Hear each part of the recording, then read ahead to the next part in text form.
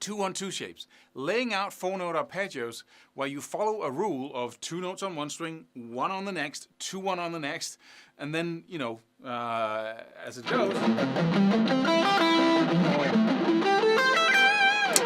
So let me just kick out the...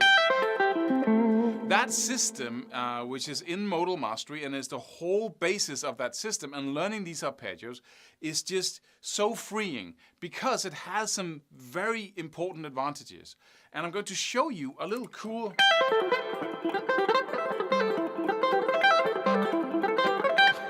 poorly played, but a little cool sequence that you can do with these shapes just to get you started on the concepts here. But I was taught when I started out with arpeggios that, okay, you have 5 cage shapes of the major scale or the minor scale, same thing.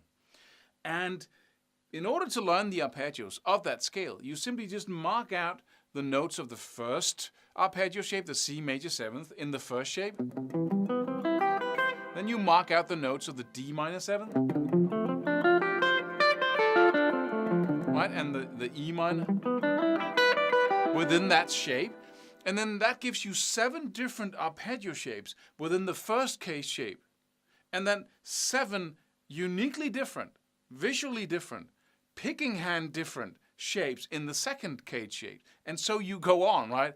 So you get 35 different arpeggio shapes. That all requires to, you know, use different picking. And I hated that, right? So I came up with this simple system of laying the arpeggios out. So you have 2 notes on the first string, 1 on the next, 2 notes on the next, and then 2, 1, 2, 1, 2, right? So you get these kind of...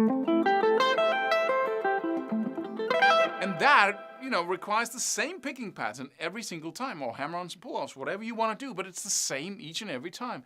And that's the first crucial and very important advantage, is that it really frees you up. If you learn one arpeggio shape, one little 2-1-2 shape on 3 strings, then you can, with the same picking pattern, play all other 2-1-2 shapes, all other 4-note arpeggios, and I mean all of them, right? So, in this little video here, I'm going to teach you how to just play what I just played here, where you have 2 2-1-2 shapes that are linked together.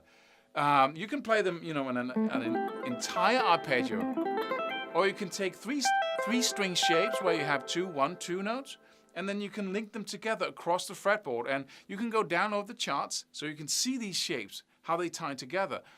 And the tabs for this lesson on our website, just click the link below if you are watching this on YouTube.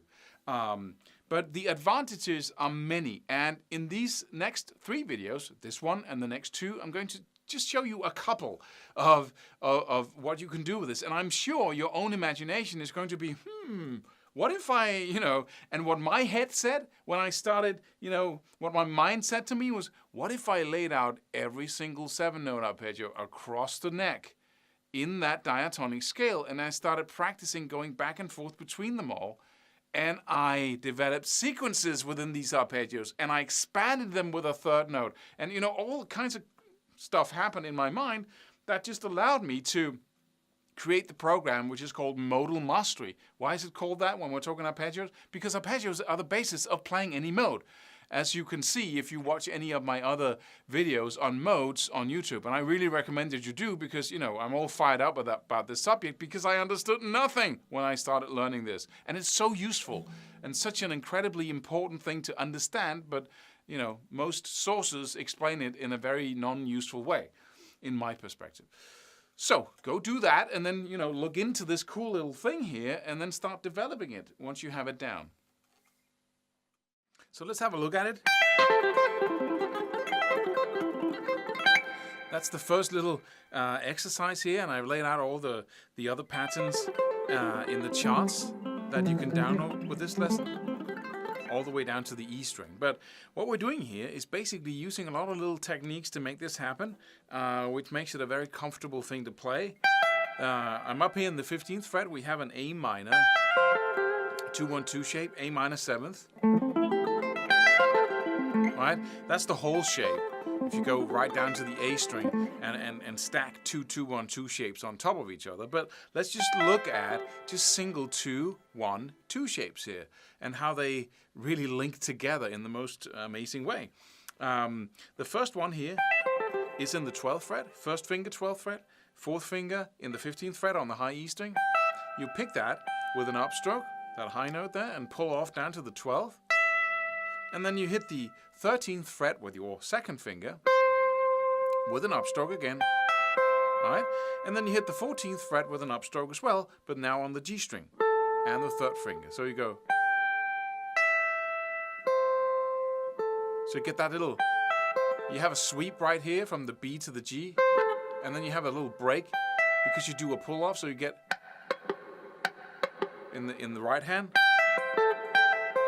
Once you get down to the G string and the 14th fret, you pull off from the third finger to the first finger in the 12th fret.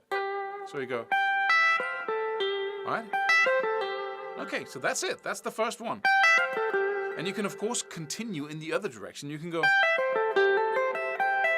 Let me just play that for you slowly. So.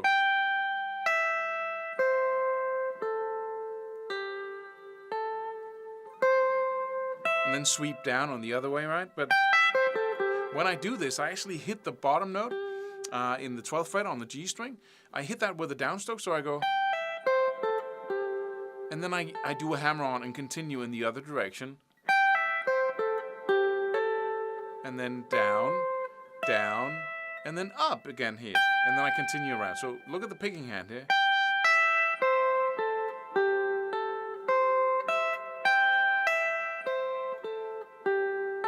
And that gives me a perfect little symmetrical picking pattern where I go, right, up, and then a little break. Right?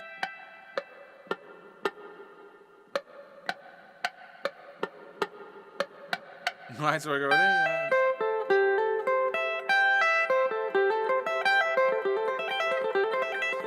And that's a perfect little practice loop that you want to spend, hours with.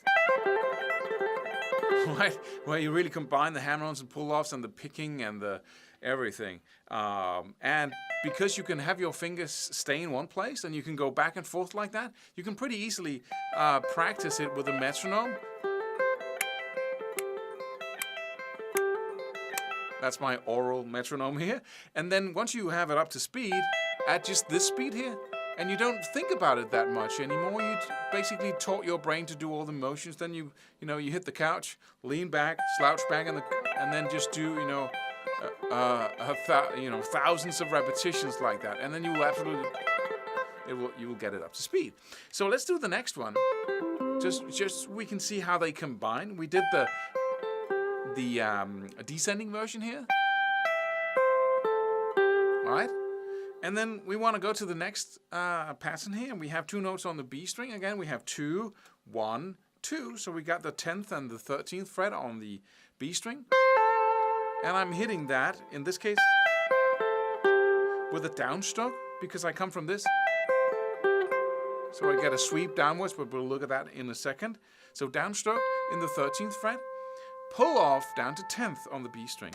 Then an upstroke in the 12th fret with your second finger on the G string. And then 14th fret D string with an upstroke as well, with your fourth finger. All right, and then you hit the 10th fret with a downstroke. So you go. And then a downstroke in the 10th fret on the D string. And now we go in the other direction. We go like we did. Same thing exactly. So I go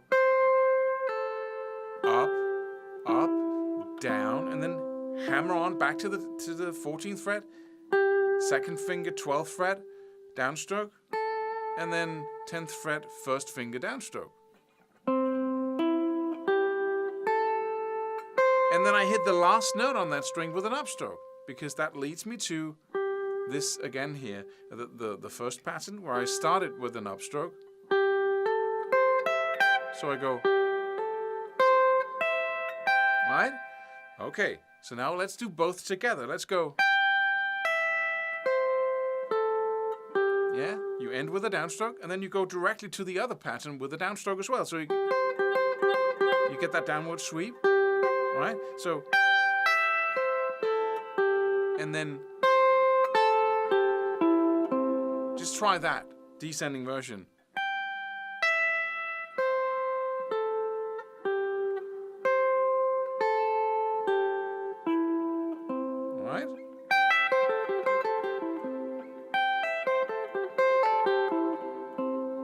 then you hammer on. Right, so you go pick that, and then hammer on to the 14th, downstroke, 12th fret, downstroke, and then upstroke on the last note of that 2-on-2 pattern to the 13th fret, and then right back to the first pattern again with an upstroke. Hammer on, and then I'll be sure to include tabs for this that you can download on the website. Just click the link below the video if you're watching this on YouTube.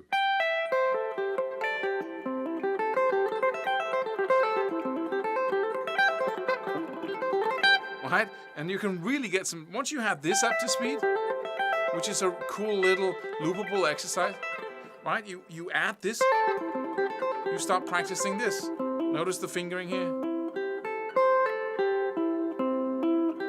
Right? You start looping this as well, same technique. Right? And then you, right? And then you start combining them. It feels really awesome. But you can skip the whole hammer-ons and pull-offs part as well. You can simply go down, up, up, up, down, down, up, up, up, down, up, down, down, down, up, down.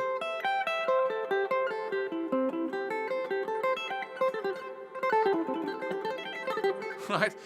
And then you get a perfect sweep picking pattern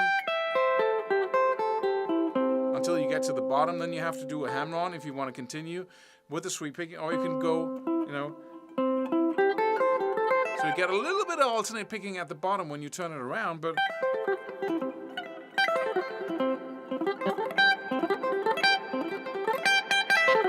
right? So these fit together like perfect pieces of a puzzle. So really focus on this, because once you have just one little pattern down, then it'll be so much easier to get it, you know, play